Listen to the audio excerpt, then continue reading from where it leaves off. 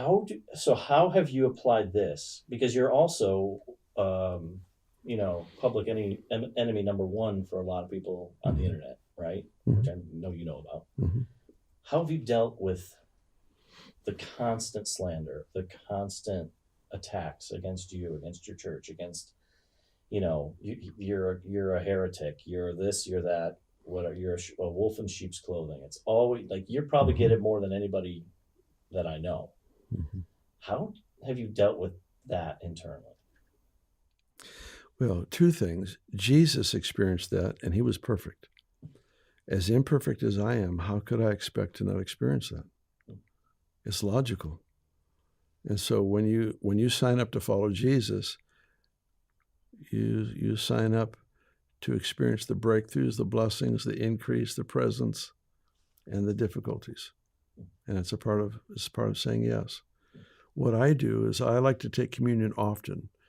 And when I do, I pray specifically for 5 key people that are international people who have, 3 of the 5 are international people that lead movements that are really targeted against me. And when I take communion, I pray for God to prosper their family, to prosper them, to give them the rich legacy of children and grandchildren that love and serve Him well.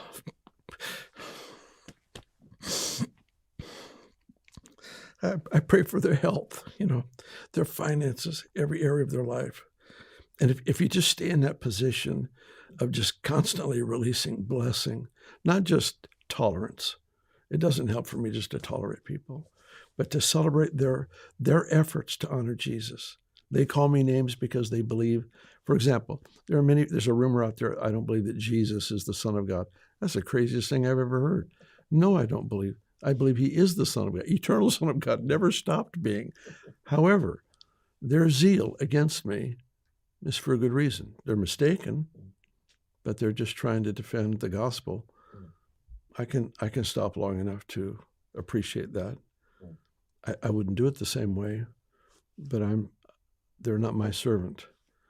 It's foolish to judge another man's servant.